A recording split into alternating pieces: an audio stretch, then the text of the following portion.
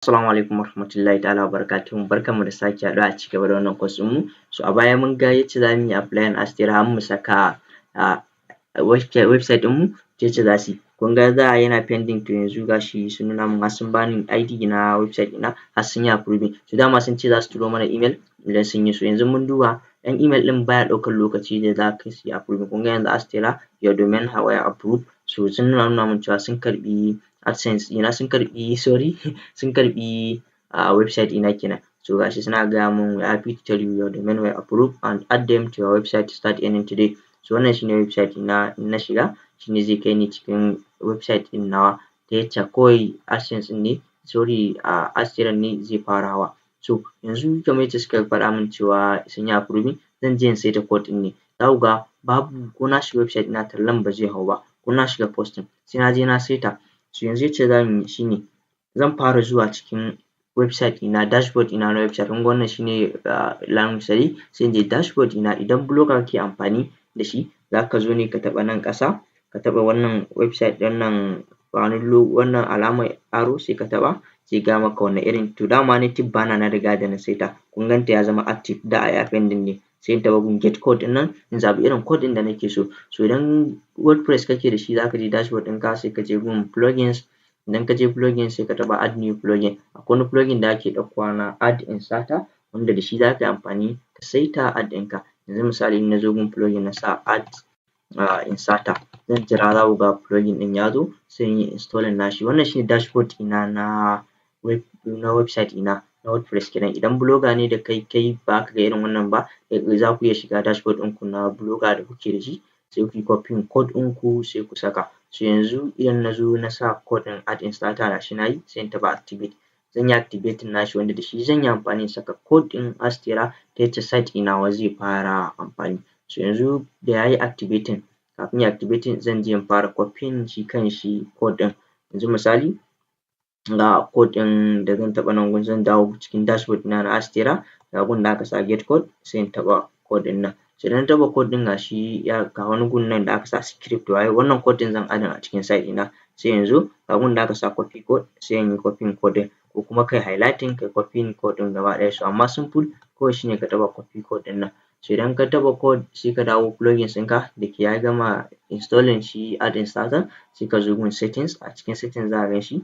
Idan add inserter ɗinka ya gama sai ka zo gun settings, za ka gani gun settings za ka ga gun add inserter. Kun ga gun nan shine add inserter sai ka taɓa. So idan ka taɓa za ka ga yana loading za ka shiga. So bacin ka taɓa add inserter a cikin dashboard ɗinka kun ga zai kawo muku nan gun. A nan gun shine gun saita. Yanzu misali in na zo dama native banner ne na yi copying code ɗina. So simply idan ka tashi dama ko da ka ga a haka ba ka ga gun wannan ba za ka taɓa nan gun arrow. In ka taɓa sai ka zo gun da aka sa get code sai ka taɓa kai copying code ɗinka. Wannan sune settings na canja na saita ad. Kun ga wannan 4x1 ne. To shine irin wannan. Kun ga akwai sa a nan gun za ku gan su wannan 2x1 ne sai ka zaɓi wanda kake so. Amma kafin mu zo nan gun bari ku gani in fara inserting. Na zo dashboard ɗina sai in zo nan gun da aka saka block 1 ɗin nan sai in taɓa gun. Idan na taɓa sai in danna control B in yi pasting ko right click in sa paste ko kuma kun ga na yi pasting wannan script ɗin da suka bani code ɗin da suka bani kenan na riga da na yi setting nashi a nan gun gun nan kenan na add. So idan na zo a nan ƙasa ga shi zan zaɓa zan gani wane iri nake so. A ina nake son ad ɗina ya fito a posting duka kowane post ne a one page ne ina so sannan a category page ma ina so ko kuma a ina zan saka shi. So inda kake so ka saka shi sai ka zaɓa ko category page ko static page da waye ne. Sai insertion ina nake so in sa shi, yaya nake so in sa post ɗin sai ka taɓa gun sai ka sa before post. Kun ga ko kuma after post. Yanzu misali a wannan website ɗin kun ga ai kafin posting ya zo wannan kun ga before post ne. Idan after post ne za ku gan shi a ƙasa zai zo da kuma irin sauran settings ɗin da za ka saka. In na dawo zan zaɓa ne before paragraph, after paragraph duka dai yacce nake so in sa shi. So sai in saka before post. In na zaɓi before post sai in yi save settings. Idan na danna save settings a haka so direct wannan gun zai yi yanzu in na je website ɗina za ku ga kawai ya hau ne. Yanzu wannan gun shine alignment a ina kake son sa ya zo, a center ne ko a gefe ko a ina. So yanzu misali bari in sa shi ya zo min a center. In ya zo min a center kun ga before post da waye in na yi save settings in na taɓa save settings ɗina za ku ga settings ɗin ya sa min yawwa settings save. So yanzu bari in je website ɗina.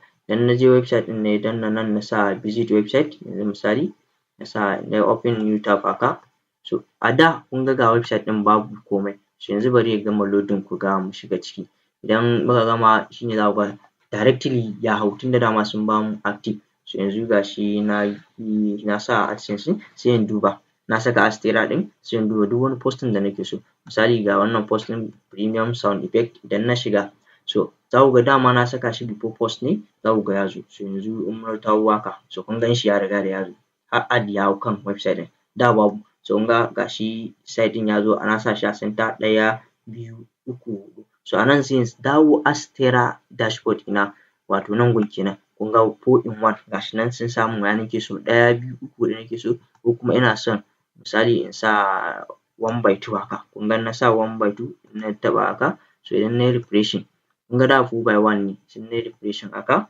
sai za ku ga yacce zai koma, da nayi refreshing in dai na gyara settings ɗin a cikin Astera wannan ɗin, so a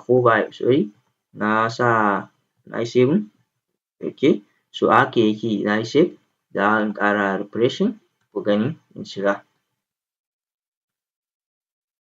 so yauwa, so kun ga da nayi refreshing kun ga 2/1 ne ko ya na saka settings ɗin ne 1/2 ne, so kun gan shi yacce ya zo, to ga kuma nan kafin in saita shi yana da 4/1, so sai ka zaɓi ya kake so, so ni a nan yanayin yacce nake so akwai 1/3 a tsaye, akwai 2/1, akwai 2/2, akwai 3/1, so zan iya zaɓa ne, bari in zaɓi 3/1 ɗin nan sai saving settings ɗina, idan na zaɓa 3/1 ɗina nayi refreshing za ku ga directly ya koma guda 3 a ciki, so yanzu in na ƙara shiga premium, in na shiga za ku ga ya koma 3/1, so a haka ake saita shi Asteran zai hau, so ya zo min bari in refreshing gabaki ɗaya, yauwa, so kun ga ya riga da ya koma 3/1, kun gan shi gabaki ɗaya ya koma 3/1, so a haka za ka saita shi a cikin shi kanshi wannan shine portal ɗin Asteran ka, so idan ka gama sai kai closing, to kun ga mun riga da mun gama da ad na farko kenan, sai in muka duba cikin post ɗin wannan kun ga native banner ce na ciki, so in muka dawo za ku ga a cikin post ɗin babu ad ko ɗaya, and irin na paragraph da sauransu duka babu, so za ka tsaya ne ka saita wanda kake so ka saka sai ka ƙara sakawa, so za mu ga yacce za mu ƙara adding wani, in sha Allah wannan bidiyon a nan za mu tsaya, sai bidiyo na gaba za mu ga yacce za mu ƙara adding unit kamar a nan gun mu ƙara wani ad ɗin, so sunana Sadiq Abdullahi, sai Allah ya haɗa mu a bidiyo na gaba, na gode.